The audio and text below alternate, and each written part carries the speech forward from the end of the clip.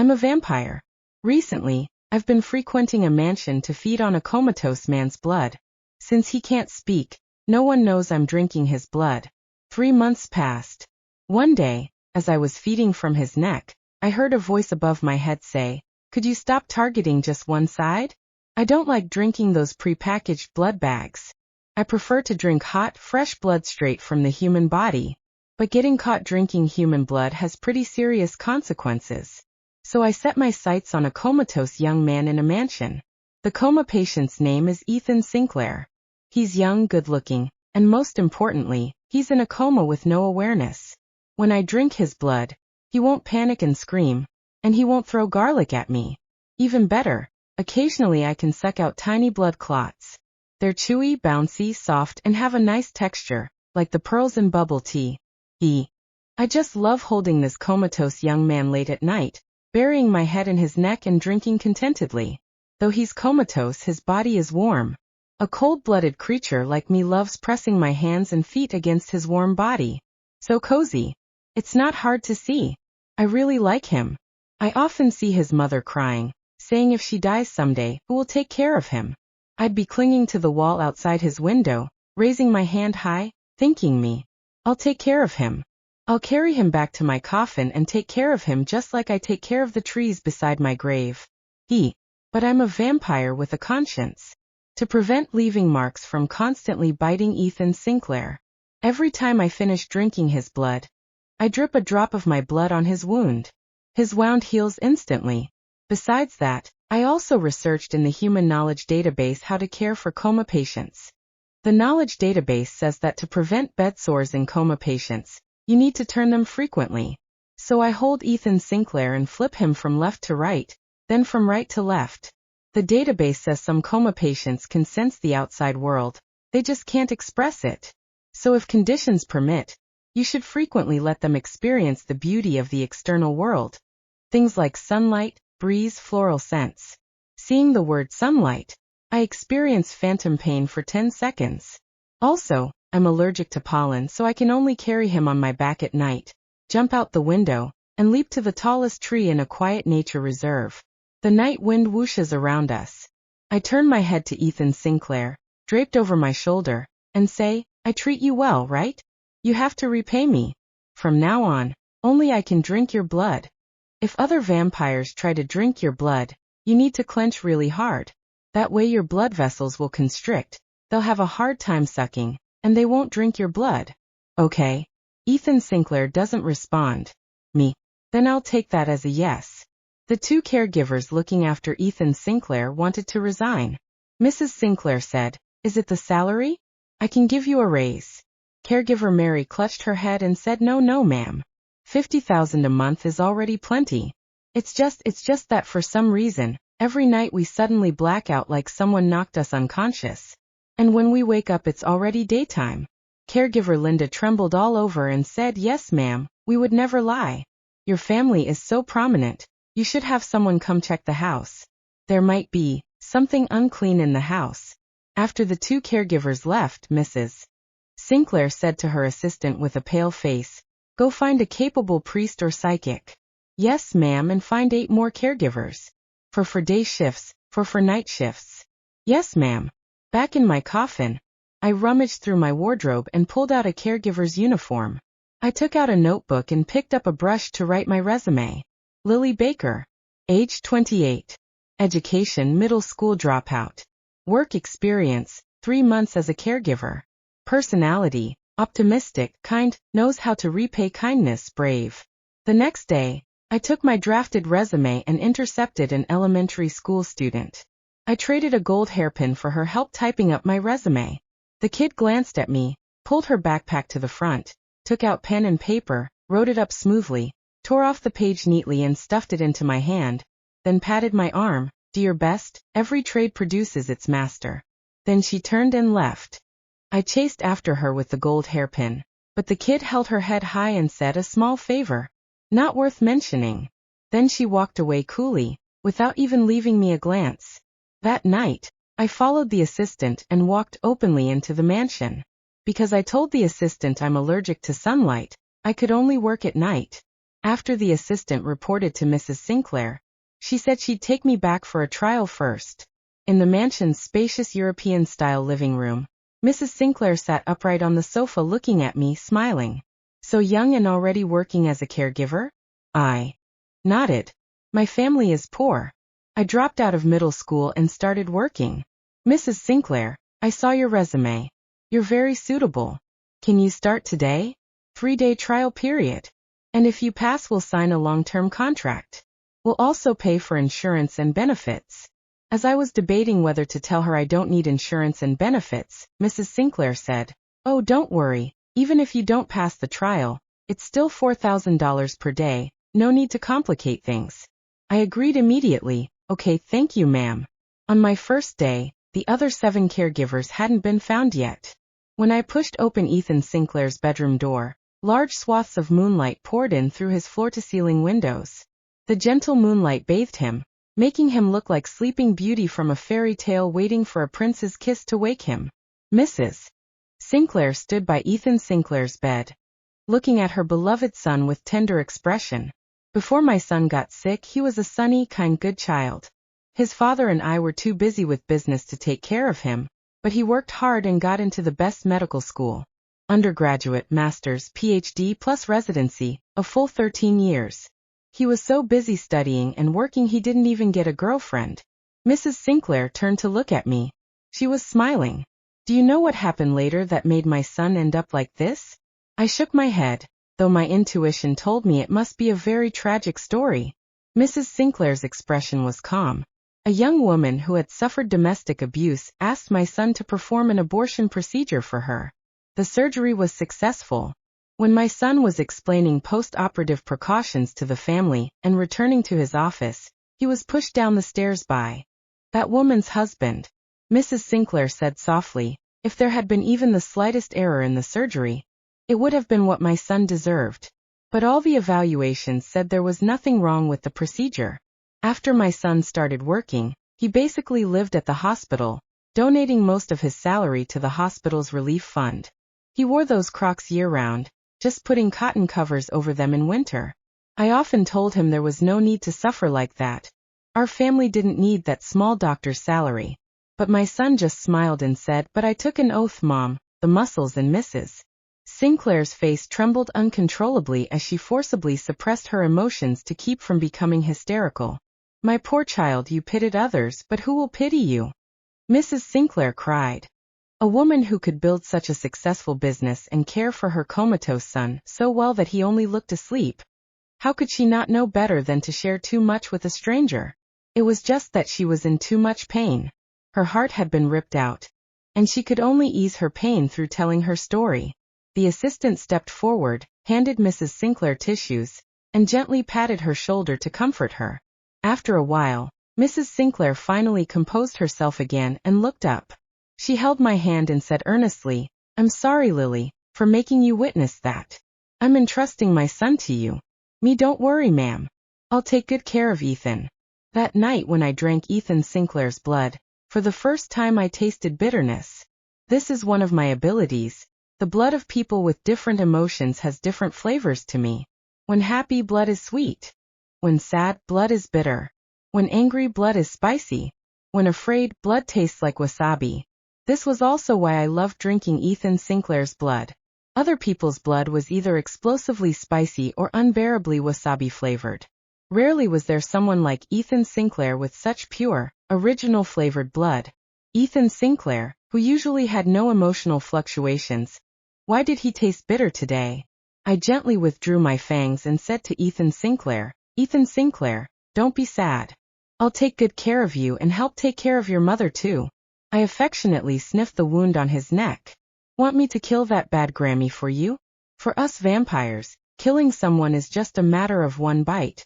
Ethan Sinclair's blood was still bitter. "Me. Are you determined to cosplay bitter coffee tonight?" My humor didn't get the laugh it deserved. The bitterness flowing from Ethan Sinclair's blood vessels just lightened a bit. I slipped my hand around Ethan's waist. "In a couple days, the cherry blossom grove by my grave will bloom. I'll take you to see it, okay?" "Okay, thank you, baby." I lowered my voice, imitating a man's deep voice. I looked up at Ethan Sinclair's profile, wondering what his voice sounded like. Ethan Sinclair. Is your voice as pleasant as your blood? In the silent deep night, no one answered me. I'm a vampire. I've been alive for a very, very long time. The Sinclair family's compensation for caregivers was very generous. By normal standards, I wouldn't even pass the interview. But Mrs. Sinclair still kept me. Because Mrs. Sinclair said that from the first moment she saw me, she could feel I was special. I had a certain quality about me, as if I were a messenger sent by God. Mrs. Sinclair is a Christian. I wonder what Mrs. Sinclair would think if she knew I was a vampire. Would she feel that calling me Satan's Calligram would be more appropriate than God's messenger? Anyway, in short, I signed a long-term contract with the Sinclair family. A month passed. The rumors about the Sinclair house being haunted gradually faded, but in the caregiver circles around the Sinclair family, they all cursed me as a scab. Susan, who worked the night shift with me, never let me see her pupils. She just rolled her eyes whenever she saw me. She'd been in this line of work for 15 years, so naturally she was very experienced. After seeing that I just loved to work hard and never complained to Mrs. Sinclair about her sleeping on night shifts, snoring, stealing Ethan Sinclair's high-end bedding and nutritional supplements, she was finally willing to look at me with her pupils. One night around 3 a.m., she woke up on the chair choking on her own drool. When she saw me turning Ethan Sinclair, she rubbed her eyes, sat up and said, "No need to be so diligent. No one comes to check at night. You can sleep a bit. Look at your dark circles. You look like a vampire." When I was still human, my skin was pale. After becoming non-human, my skin had no color at all. Yet my lips were blood red. When I turned my head, I could rotate at a constant speed without limits, and my eyes could stay open without blinking. I looked at her eerily and smiled bleakly. "You found me out." At 3 a.m., Susan was indeed frightened. She gripped the chair and straightened up, her face deathly pale. I laughed once, stopped scaring her, and turned back to exercise Ethan Sinclair's legs. My mom always says that about me too. Says I'm a vampire. If she hadn't given birth to me, my 3 younger brothers could have drunk more milk, grown taller and stronger and smarter, and wouldn't be like now. Not one of them can find a wife. So I should earn more money for my brothers to help them get married. Susan said this while helping me massage Ethan Sinclair's calves. Her rough hands kneaded his muscles carelessly, but her voice had suddenly become very quiet. When I was pregnant with my eldest brother, my grandma said she wanted a grandson. So when my mom gave birth to a girl, my grandma didn't even let her rest properly before forcing her to get pregnant again. Susan laughed dryly. Then came my second brother. Then my third. Then my fourth. The family was poor. There wasn't enough milk powder. My mom always said if I hadn't been born first, the boys would have had enough nutrition. I stared at her. Susan was over 50 years old. Her hair was thinning, her back slightly hunched. She loved taking advantage of people, loved sleeping during shifts, loved complaining. But suddenly, for the first time, I realized she had once been a little girl too. Humans were strange. You could hurt them for decades, and they'd still blame themselves first. I tilted my head. "Then why did your mother give birth to you?" Susan froze. Me. If she hated daughters so much, why did she become one herself? Susan opened her mouth, then closed it again. After a long time she muttered, "People in our village all thought that way." I nodded thoughtfully. Then I sincerely said, "Your village sounds stupid." Susan choked. She looked at me like she wanted to curse, but maybe because it was 3 in the morning and my face under the moonlight looked especially ghostly, she swallowed it back down. Instead she muttered, "You're really weird." Of course I was weird. I wasn't human. I continued carefully rotating Ethan Sinclair's ankle joints. After a while, Susan suddenly sighed. "You really care about him." I lowered my head and pressed Ethan's pajama pant leg back down neatly. Because he's handsome? I thought seriously. Partly. And because his blood tastes good. Susan. What? I immediately corrected myself. I mean his aura. His aura tastes good. Susan rubbed her arms. Stop talking. You're creepy. At dawn, Susan went downstairs to eat breakfast. The room became quiet again. I sat cross-legged beside Ethan Sinclair's bed, staring at him. Humans really were fragile creatures. A single push down a staircase, and someone who used to save lives could only lie here forever. I reached out and poked Ethan's cheek. Your mother cried again yesterday. Poke. Your caregiver got emotionally damaged too. Poke. And your house's roses are dying because the gardener overwatered them. Poke, poke. You've slept for so long. Aren't you bored? The room stayed silent. Only the heart monitor continued its steady rhythm. Beep, beep, beep. I lay down beside him lazily, resting my chin on his shoulder. Then, like always, I buried my face in his neck. Warm, soft, comforting. I opened my mouth slightly, my fangs brushing gently against his skin. But before I could bite down, a hand suddenly grabbed my wrist. Cold fingers. Weak, but unmistakably human. My pupils contracted instantly. The room fell deathly silent. The hand holding me trembled slightly, as if using all its strength. Then above my head came a low, hoarse voice. Every night. My entire body froze. The voice was raspy from disuse, each word painfully slow. Every single night. Ethan Sinclair's eyes were still closed, but his fingers tightened around my wrist little by little. You climb into my bed. Drink my blood. Threaten imaginary vampires. And talk non-stop. My brain exploded blank. No. Impossible. Impossible, impossible, impossible. He was supposed to be unconscious. I slowly raised my head, then met a pair of dark eyes. Ethan Sinclair was awake. Not fully awake. His eyelids were still heavy, his gaze unfocused with exhaustion, but he was definitely looking at me. Looking at my fangs. Looking at the blood at the corner of my lips. Looking at the hand I still had wrapped possessively around his waist. We stared at each other. 5 seconds. 10 seconds. Then, Ethan Sinclair closed his eyes again weakly and whispered hoarsely, "Could you stop biting only one side? It hurts." My brain stopped functioning. As an ancient vampire with over 600 years of life experience, I had encountered many dangerous situations. Priests. Exorcists. Vampire hunters. One extremely racist goose in 19th century England. But never, not once, had I been caught mid-feeding by the victim himself. And not only had he caught me, he had apparently been listening to me for months. Months. Which meant, my pupils shook violently. The tree climbing. The pretending to imitate his voice. The threatening hypothetical vampires. The carrying him around like a sack of rice to experience nature. The part where I called his blood clot pearls chewy. The part where I said I'd drag him into my coffin after his mother died. The part where I made him watch bats with me for 3 hours because I thought socializing with your own species might stimulate his brain activity. I suddenly wanted to die. Unfortunately, vampires were very hard to kill.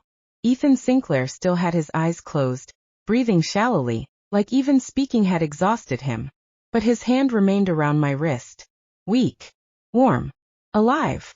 I stared at him in horror. You were awake this whole time? His dry lips moved slightly. Not whole time. Pause. Sometimes. I almost disintegrated on the spot. Sometimes. Which parts counted as sometimes? I grabbed his shoulders carefully. Which parts did you hear? Ethan remained silent for a long time. Then quietly, the bubble tea part. I made a strangled sound. And the coffin part. I stopped breathing. And when you used a deep voice to answer yourself. Please kill me. Ethan's eyelashes trembled faintly. For the first time since waking up, the corners of his lips lifted a tiny bit. You're already dead, aren't you? Oh, right. I forgot. I collapsed face first onto his chest in humiliation. The scent of blood and hospital soap surrounded me. Ethan's heartbeat thumped weakly beneath my cheek. Alive. Actually alive. After lying there in despair for a while, I suddenly shot upright again. Wait. My eyes narrowed. If you were conscious, why didn't you wake up earlier? Ethan went quiet. Very quiet. His gaze drifted slowly toward the moonlit window. Too tired. His voice was barely audible. My body wouldn't move. Could hear things sometimes. Could think. Couldn't wake up. Ah. So it had been like being trapped underwater. Able to hear the outside world. Unable to respond. My chest suddenly felt strange. Tight. Heavy. Uncomfortable. I didn't like it. So I changed the subject immediately. You should have told me sooner that one side hurt. Ethan looked at me slowly. You said only you could drink my blood. I thought you were territorial. I froze. That was true. I had said that. Repeatedly. Possessively. Like a psychopath raccoon guarding trash. Ethan looked exhausted even opening his eyes, but somehow he still managed to look calm. Also, he whispered. You looked happy. My undead heart skipped. What? When drinking. So I didn't stop you. The room became very quiet. The moonlight spilled across the blankets. I stared at him. He stared back weakly. Then, my face burst into flames. Not literally. Vampires couldn't blush. But spiritually, emotionally, mentally, I was on fire. I covered my face instantly. You can't just say things like that. Ethan blinked slowly. Why not? Because it's embarrassing. For who? For me. Oh, pause. Sorry. He sounded genuinely apologetic, which somehow made it worse. I spun around dramatically and crouched in the corner of the room like a traumatized gargoyle. My cape of emotional damage wrapped tightly around me. Behind me, Ethan's weak voice floated over softly. Lily. I stiffened. It was the first time he had called my name. Not caregiver. Not hey. Not vampire. Lily. Very quietly, I turned back. Ethan was looking at me through half-lidded eyes. His voice was hoarse and tired. Thank you. I stared blankly. For what? For talking to me. When I couldn't move. His fingers twitched weakly against the blanket. I was scared sometimes. But you were always there. My throat suddenly hurt. That was strange. Vampires didn't get sore throats. Ethan looked at me for a long moment. Then softly, even if you are weird. I immediately pointed at him angrily.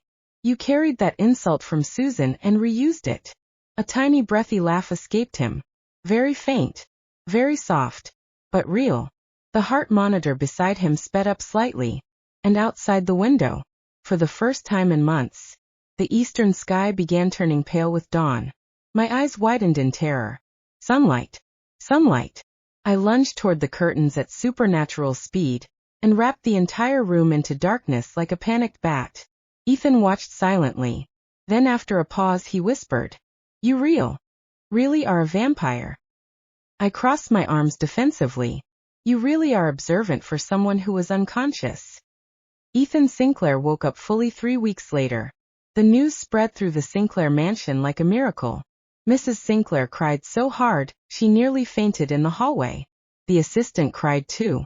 Susan cried while loudly insisting she wasn't crying. Only I remained calm. Because the moment Ethan opened his eyes completely and looked straight at me, his first sentence was, You drool in your sleep. I almost threw myself out the window. Unfortunately, Mrs. Sinclair was holding my hands and thanking every deity she knew at the same time, so escape was impossible. Lily, she sobbed. You really were God's messenger.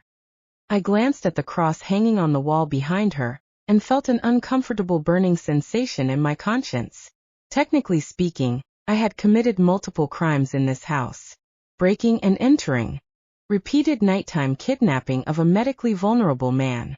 Unauthorized blood extraction. Psychological harassment. One incident involving bats. And yet somehow, I had become the family's lucky star. Humans were strange. Very strange. After waking up, Ethan's rehabilitation progressed quickly. Perhaps because I had been obsessively moving his joints and carrying him around every night like oversized luggage, his muscles had not deteriorated as badly as expected. The doctors called it astonishing. I called it the benefits of premium nocturnal caregiving. Every evening, I still pushed Ethan's wheelchair through the mansion garden. At first, Mrs. Sinclair worried I was too thin to manage it.